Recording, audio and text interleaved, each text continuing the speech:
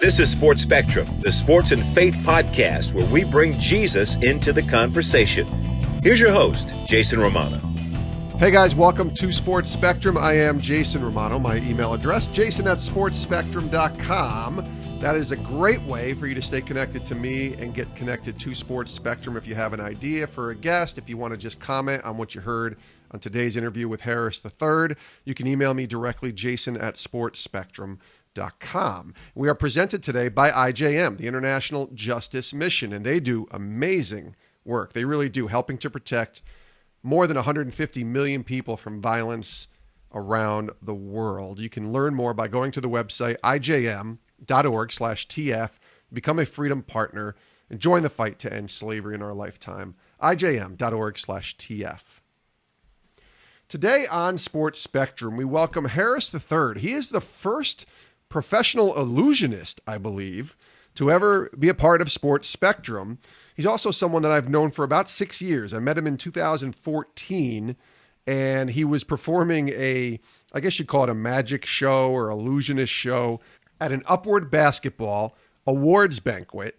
And Harris was there. He was the main performer. I was the one who brought him in and kind of introduced him. And he did such a great job, kind of keeping the kids locked in. I mean, anytime a kid can watch a magic show, they're locked in. But he also weaved in the gospel as well. And it was a really cool gospel presentation through the magic that he was performing. And that's where he really got his sort of career started, was in that magic world. But now he's doing amazing things as an entrepreneur, still doing shows as well as a professional illusionist. And now he's an author, and he's got this new book called The Wonder Switch, which released October 13th, 2020. And it's really, really going to encourage a lot of people.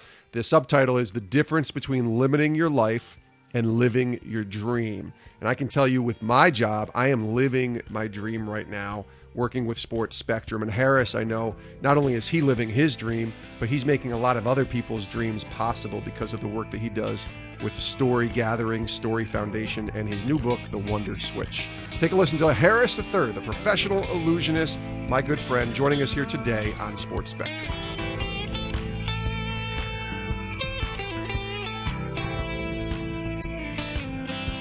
What's up, Harris? How's it going, man? I'm so excited to be hanging out with you. This is good. I like the smiles that you got there because I enjoy my time that I've spent with you. It started, I remember, ironically, at an Upward Basketball sports banquet, and I went to look it up. I said, when did Harris and I meet? It was 2014. So it feels like years and years and years ago, but it's only been 6 years. Oh, man, it's all coming back to me now. You were behind that curtain doing all those announcements, I think. I think that's what I was doing. And you were wowing.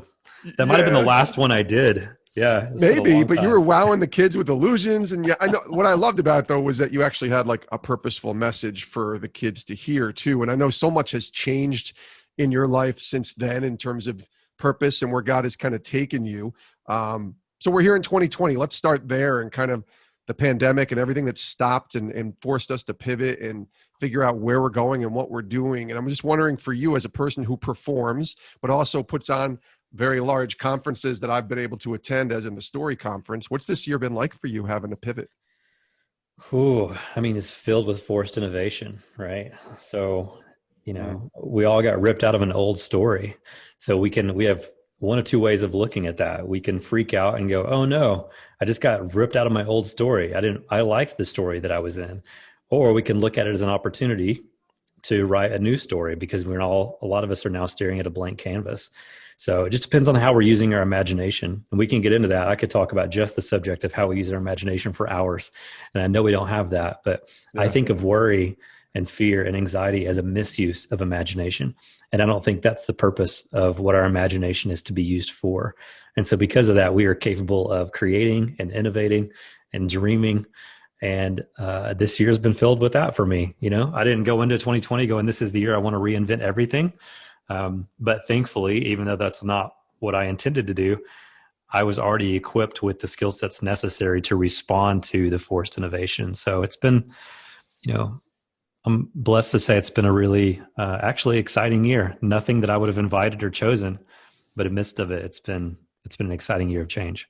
Well, I like the title of your book, The Wonder Switch, because I don't know if that's intentional based upon releasing a book in a pandemic like I did as well. But it sounds like it's the perfect book to read because of what we're in, and having all of us having to sort of switch and turn the switch off on one area and turn a switch on somewhere else and kind of pivot, like I said earlier. So I want to hear about this book, The Wonder Switch, the difference between limiting your life and living your dream. Tell us about the book and the fact that you're an author now. It's so cool.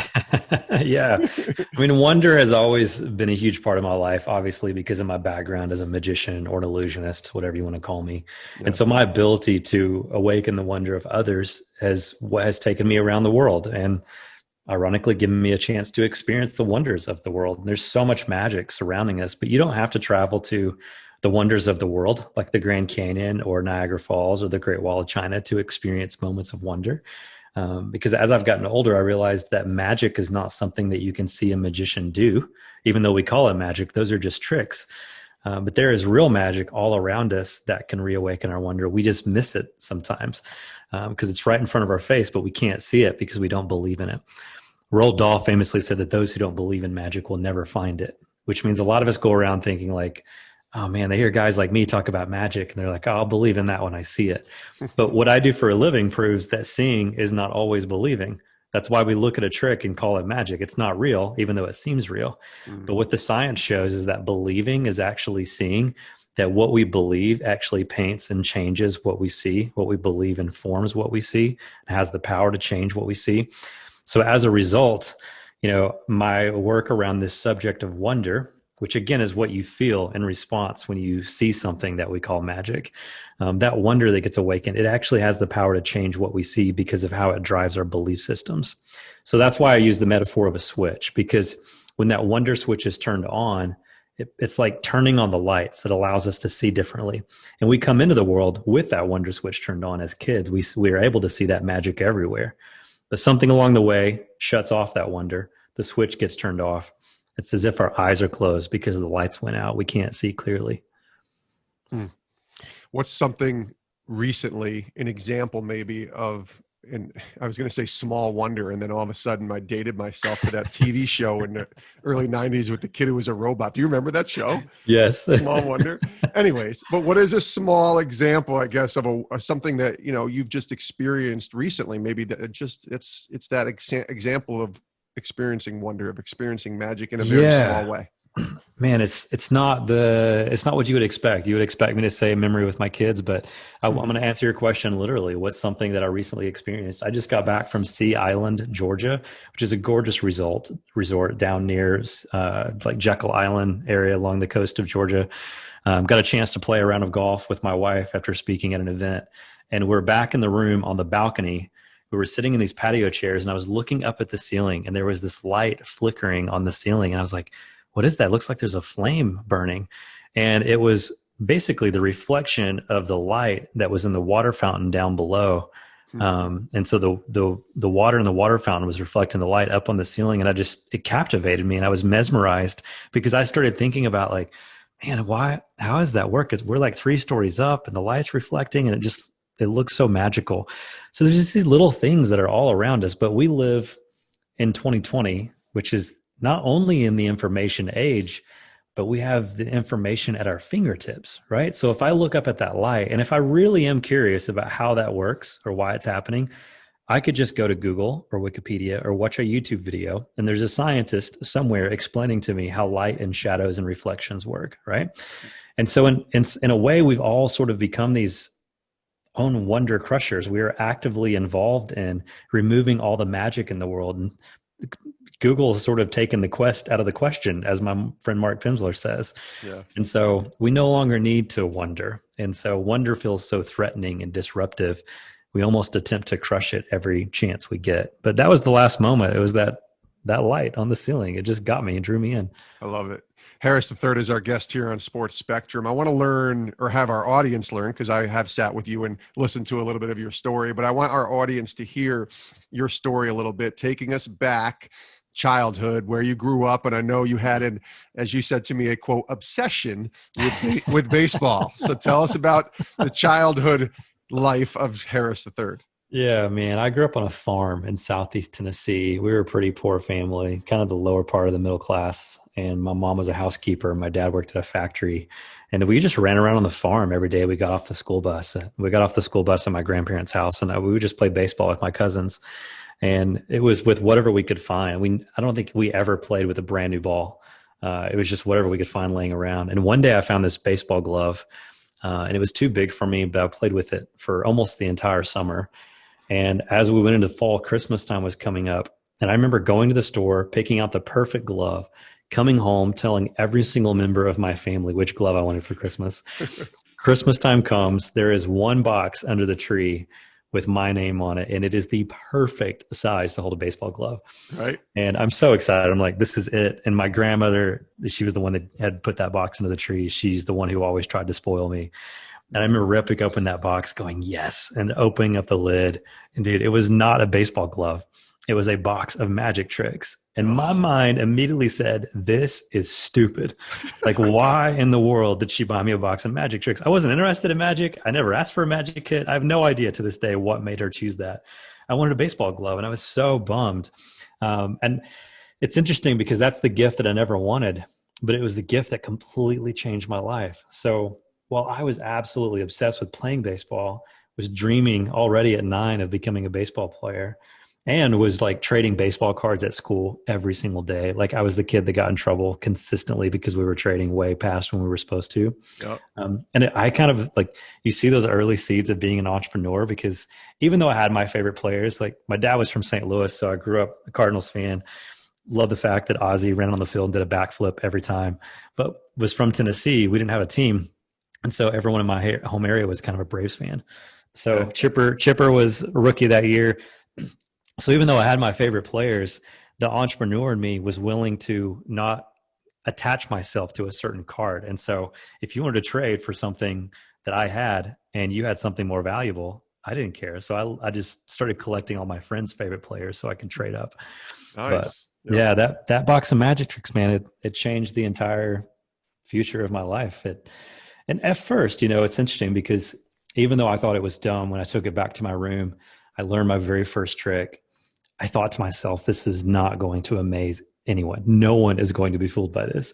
I go into the living room and I'm like, here's what grandma got me for Christmas, right? And I'm like, mom and dad gather around.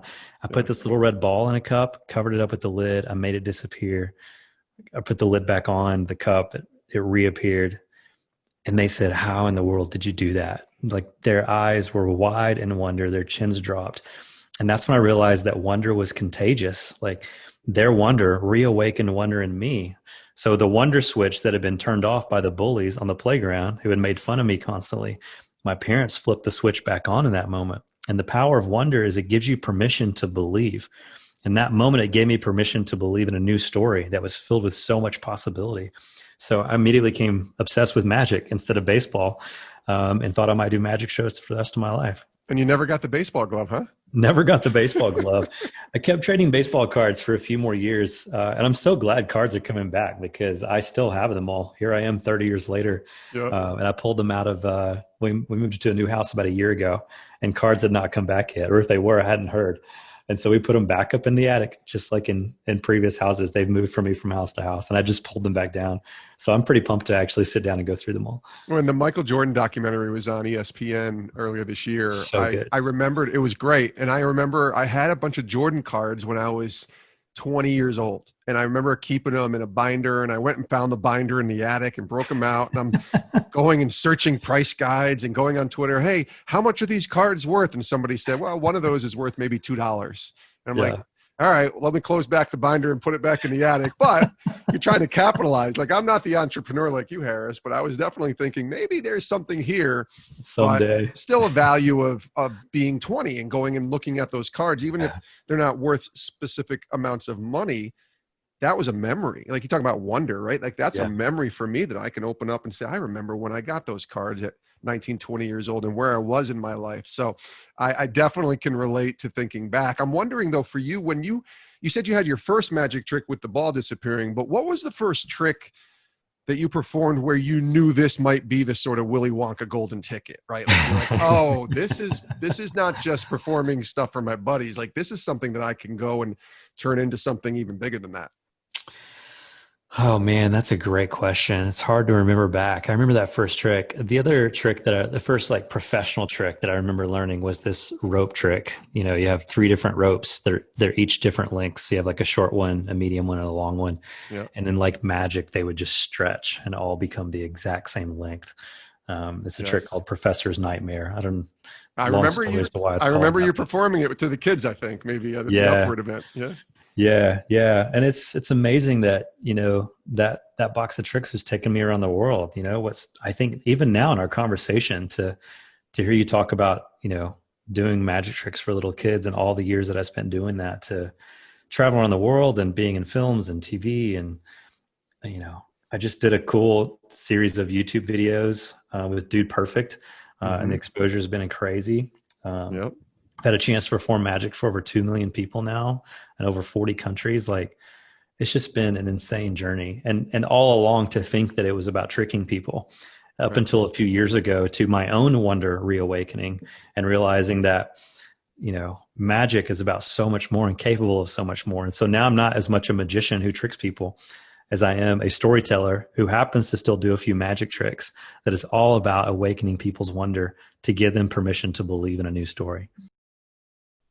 Quick break to tell you about our sponsors today, IJM, the International Justice Mission, believing every person deserves to be safe and free from violence. And I want to take a moment to tell you about the great work that IJM is doing. And what many people don't realize right now is that violence is a threat to so many around the world who are poor. It's as much a part of daily life as hunger, disease, or homelessness, and it's often overlooked, but not by IJM. They believe, and we believe, that every person deserves to be safe and free from violence. And by partnering with local authorities to rescue victims of violence, bring criminals to justice, restore survivors, and strengthen justice systems, IJM is helping to protect more than 150 million people from violence across the world.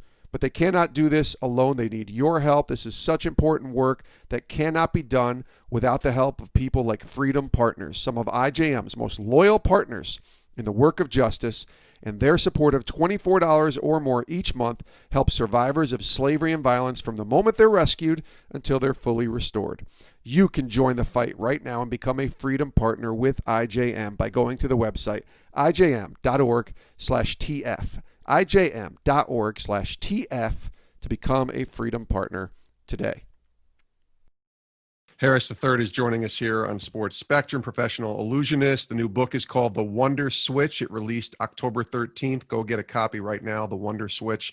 I want to ask you about, you know, if anybody just goes to your website or reads the back of the book, it'll say, hey, he made his first million by the age of 21. That's $1 million for people listening, but bankrupt by 22.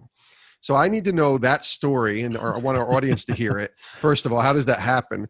But we haven't really talked about faith much, and this is the intersection of sports and faith and life. So share with us your faith. It's like 2 questions in one, which you're never supposed to do, but I'm going to do it. So your faith journey, and I'm guessing that all kind of comes together a little bit, because being a millionaire at 21 years old and then not having anything at 22, there has to be some faith involved in that as well.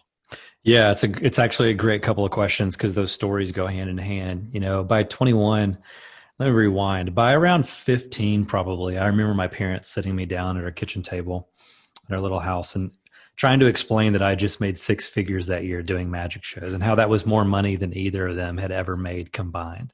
At 15 years old? Yeah, 15. Wow. So at that time, I dropped out of high school to go on the road full time. I did what my parents jokingly called hotel school instead of homeschool, because I did most of my homeschooling in hotels.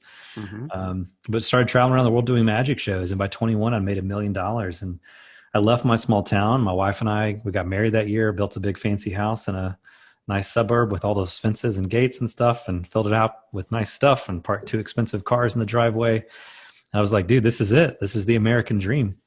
The problem is I did not understand how much narrative drives our thinking and worldviews. And so In the book, I talk a lot about how the narrative that we adopt is true because we are quite literally storytelling creatures who make sense of the world through the stories that we tell ourselves. It's easy for that narrative to drive all human behavior. And so the narrative that I adopted as true was not 100% true. And so I was telling myself a bunch of stories that weren't true. The guy who had somehow mastered the subject of deception and used those principles of deception to trick people using magic tricks, was not able to see the correlation between how magic tricks work and how all lies and deception works. And so my entire life was built on this untrue narrative filled with so many falsehoods. And so I was keeping up with the Joneses, spent every penny that I'd made and then some. And so by 22 was bankrupt. And when you have that kind of experience by 22, it forces you don't really have much of a choice, but to take a step back and go, how did this happen? Like, how did I go from this to this in the blink of an eye, seemingly? And it less than 12 months. And that's when it started hitting me. I started doing the research and was like, wait a second, how did I get tricked into believing that? How did I get tricked into believing that? Who told me that story? And how did I get tricked into thinking it was true? Right. Oh, wait a second. That's the same way that I made a table levitate on stage, or that's the same technique that I used to get someone to take the card that I wanted them to take out of all 52. And so these principles of deception that we use in magic, I realized was universal. And they're really just principles of persuasion and influence. If someone uses them to deceive people, we call them a con man. If someone uses those exact psychological principles to help someone, we call them a great leader. If someone uses them to sell, we call them a great salesperson. So they're the same principles. We just change the term based on the motivation. That's what makes the label work. And so I sort of set off on a mission to try to understand, okay, what is the truth? And that's when I kind of started revisiting the faith of my childhood. I don't know if I would have considered it. I guess, it was faith in my childhood. It's just somehow what was faith in my childhood and my teenage years turned into religion.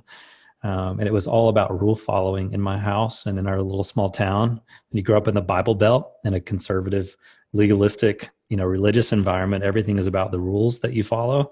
And so I was a really good person while making $1 million and going bankrupt, but I had no idea how to practice and live and walk by faith. I was living by what I could see. And unfortunately, I think a lot of people who would even use religious labels, even the word Christian, are living their lives based on what they see, which is why I think Paul said to walk by faith instead, because being a magician has taught me that what we see cannot always be trusted. So it took me a few years to dig out of debt and figure out what life was all about. And let's be honest, that's a big statement. I think I'm still trying to figure out what life is all about here as I approach 40 years old. But goodness, what a journey. And that, I would say that season of losing it all is really what helped me figure out what real magic was. So how does your faith sort of encompass you now as you go about the work that you do as an entrepreneur, as an illusionist, as an author now, all the different things that you have going on? Where is your faith in terms of how it guides you and shapes what you go after and what you chase after?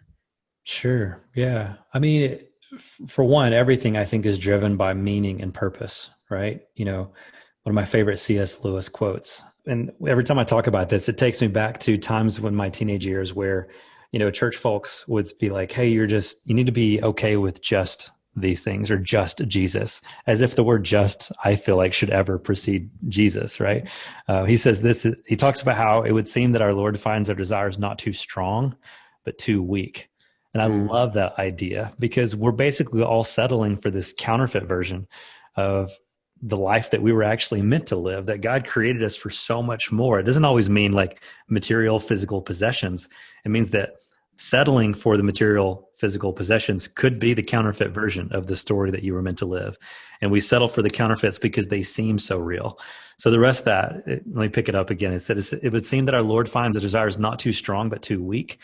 And then he says, we are half-hearted creatures fooling about with drink and sex and ambition when infinite joy is offered us, like an ignorant child who wants to go on making mud pies in a slum because he cannot imagine what is meant by the offer of a holiday at sea. Wow. And then he finishes it by saying, we are far too easily pleased. Dude, wow. I love that so much. We are far too easily pleased.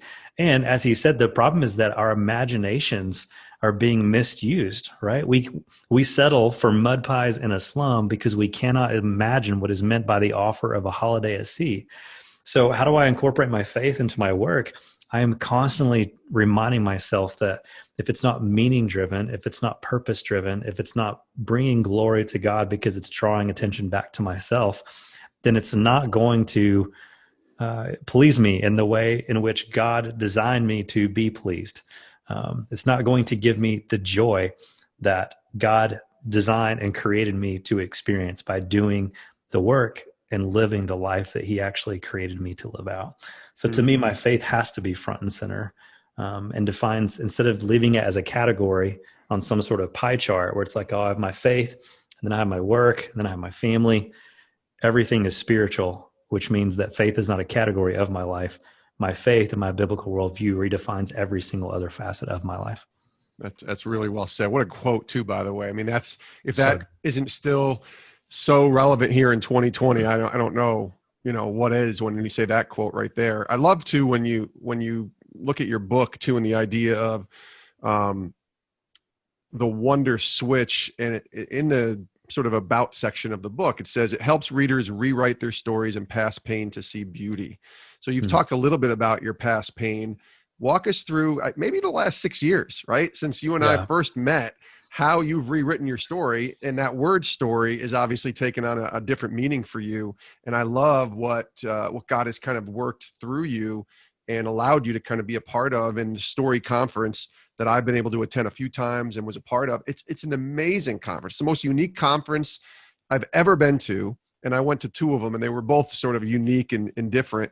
And it really does take you to a place that I'm telling people, when you hear the story conference, trust me, it's just different than anything you'll ever have imagined. But it's amazing at the same time. You come out feeling so wonderful. So walk us through kind of how you've rewritten that story over the past 6 years.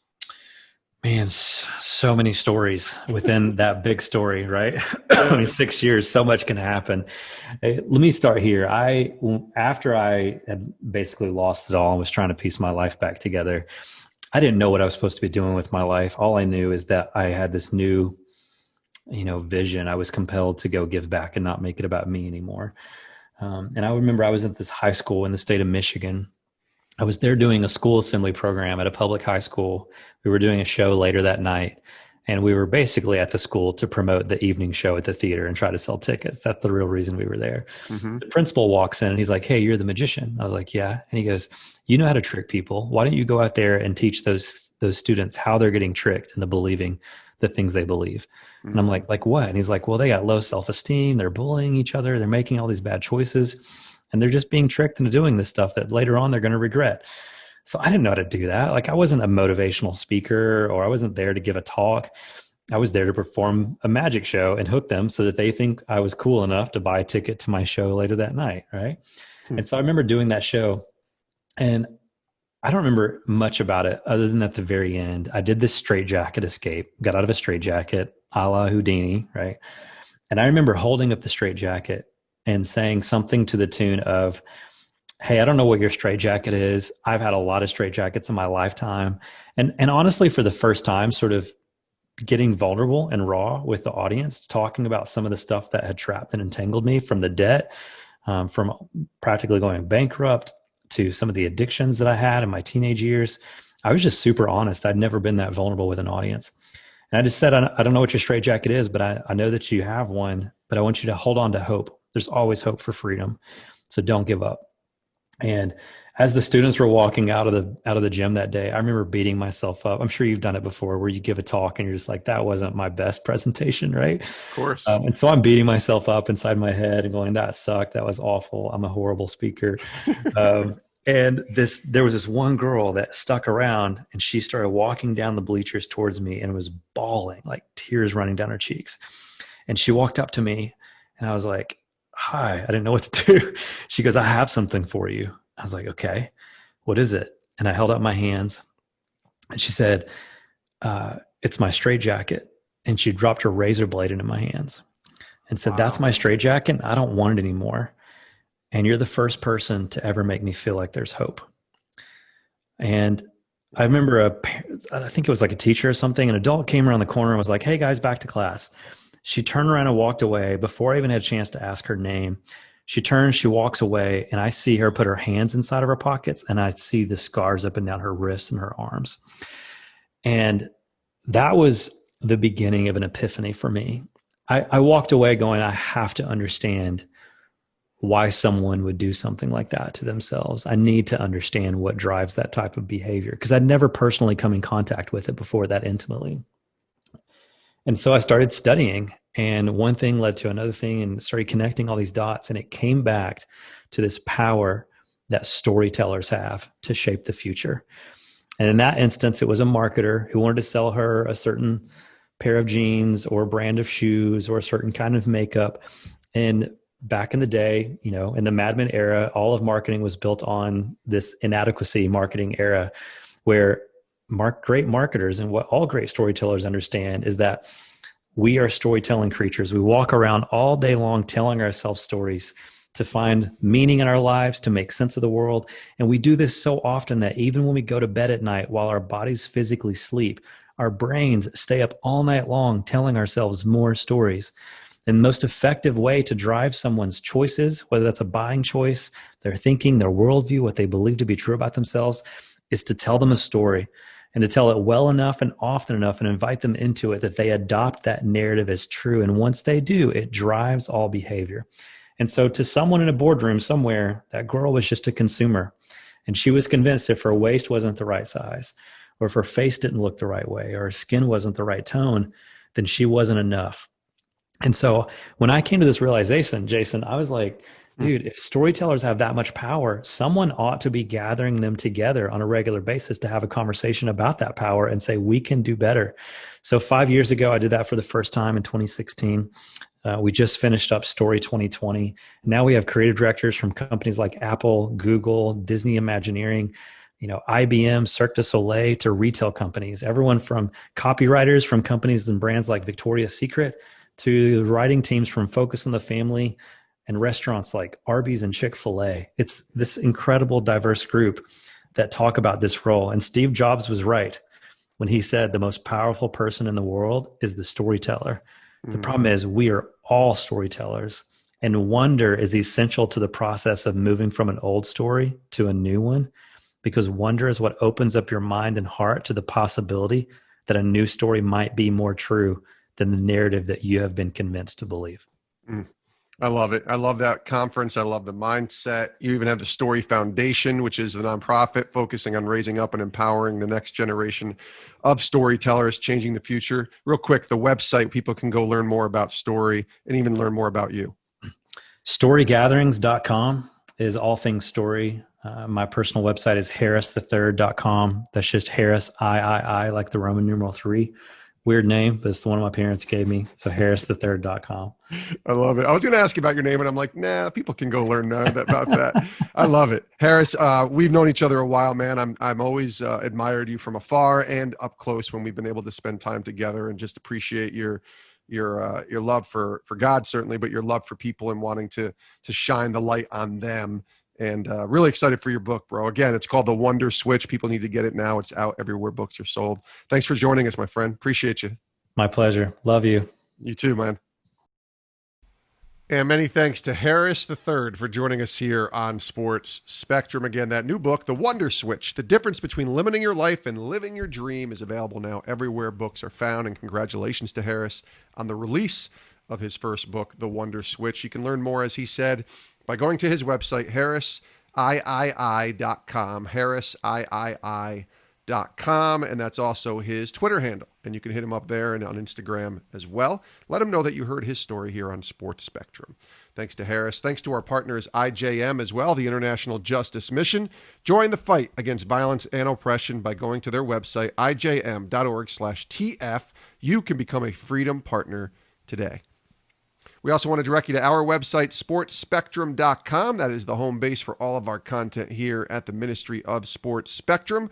Daily devotionals, articles all day long on the intersection of sports and faith every single day, as well as every podcast. And we got a ton of podcasts on there, 600 episodes or so, all available right there at sportspectrum.com. And lastly, we've expanded. It's not just the Sports Spectrum podcast anymore, but we're a part of the Sports Spectrum Podcast Network. And so we have a few other shows that we really want to direct you to listen to on the podcast, as well as this one, of course. But also you can hear our new Table 40 podcast hosted by Matt Holliday, the former St. Louis Cardinals World Series champion, all-star Major League Baseball player, and his wife, Leslie. They do a great job interviewing different people in the world of sports and even outside of the world of sports, talking faith, talking family, just doing a great job. It's a really fun podcast. Check it out, Table 40 podcast, available everywhere podcasts are found. And of course, we have our Football Sunday podcast. And as we get to the end of football season and we start thinking about the Super Bowl, that's our ministry, Football Sunday. And we have a podcast that goes along with that you can listen to everywhere podcasts are found as part of the Sports Spectrum podcast network. First-person stories from NFL players on how God has impacted them profoundly in their lives. Football Sunday podcast. Football Sunday, Table 40, Sports Spectrum podcast. We have more shows coming as well. Can't wait to make that announcement soon for some more podcasts that we have as part of the Sports Spectrum podcast network. Thanks for tuning in today. My name is Jason Romano. Love you guys. We'll see you next time right here on the Sports Spectrum podcast. Have a great rest of your day.